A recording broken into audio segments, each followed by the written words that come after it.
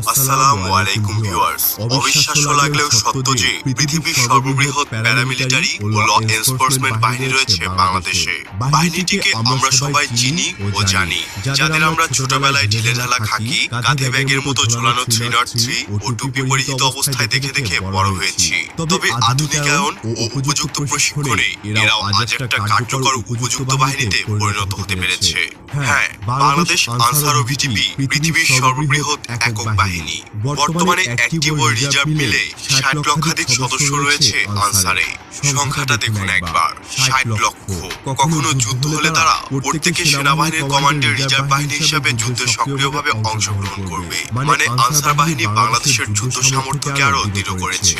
Answer আরবি শব্দ, এর অর্থ সাহায্যকারী। 1971 সালে স্বাধীনতা যুদ্ধের সময় আনসার সদস্যরা পাকিস্তানের বিপক্ষে যুদ্ধ করতে মুক্তিবাহিনীতে যোগদান করে। দেশ স্বাধীন